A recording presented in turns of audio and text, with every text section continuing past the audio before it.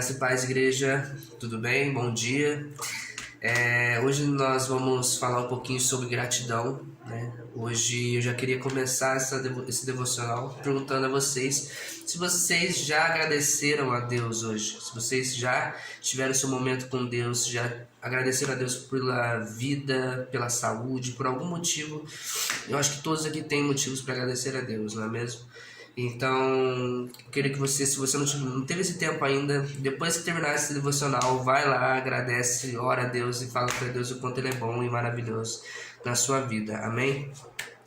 Hoje o texto base que Deus colocou no meu coração foi em 1 Tessalonicenses, capítulo 5, versículo 18, que diz assim: Dai graças em toda e qualquer circunstância, porquanto essa é a vontade de Deus em Cristo Jesus para convosco. Aqui, né, diz para que nós devemos dar graça em tudo em qualquer circunstância que nós tivermos, né? Normalmente nós, seres humanos, passamos por muitos problemas, muitas adversidades. Nós, principalmente cristãos, passamos por muitas coisas, muitas provações continuamente. Mas em todos os momentos Deus se mostra sempre maravilhoso, dando oportunidades de recomeçar, dando oportunidades de vencer aquele problema, realmente de derrubar aquele gigante, né? Costumo dizer que a gente enfrenta um gigante a cada dia, né? Então, assim, todo dia se levanta um gigante, todo dia nós temos que ter aquela famosa pedra para jogar nele, né? Para derrubar esse gigante de uma vez por todas. E essa pedra nada mais é do que a oração, do que a busca constante no Senhor para que Deus venha intervir em nosso meio.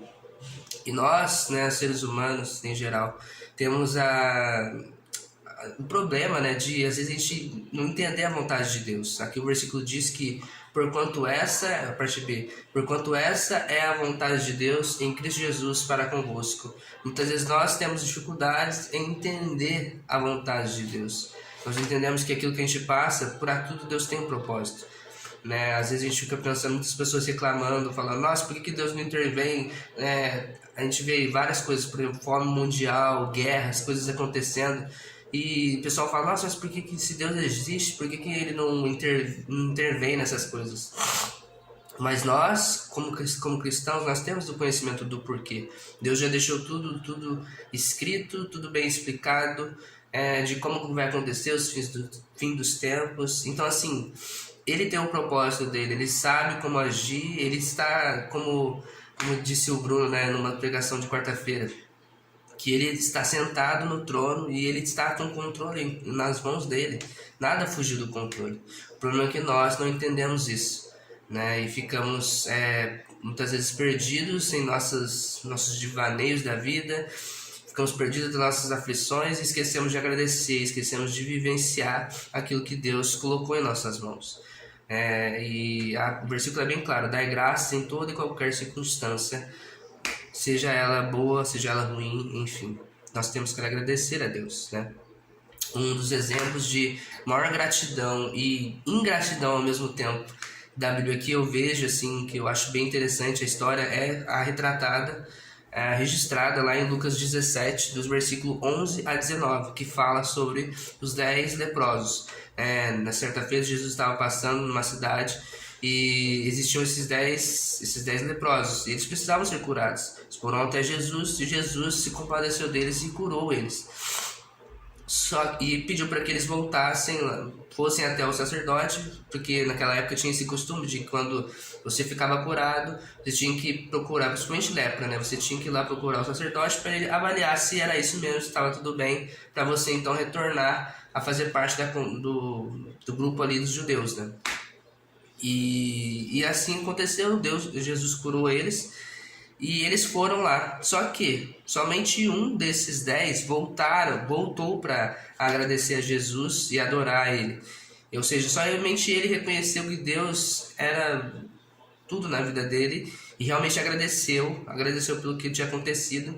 E ele não somente conseguiu a cura, né, mas como também a salvação. Você pode ler lá que Jesus fala, vai que a tua fé também te salvou, te curou, enfim. Então, assim, a gratidão gera isso também, gera cada vez mais esse sentimento e essa salvação maravilhosa que Deus proporciona para nós. Não somente o milagre, não somente a cura, mas também gera isso. E a gente vê também um exemplo de ingratidão, porque os outros 9 simplesmente esqueceram de Jesus, ficaram curados, mas e aí, né? Infelizmente não voltaram para agradecer e, enfim, quantas vezes nós não estamos nessa situação também? Então é importante nós nos atentarmos a isso também, né?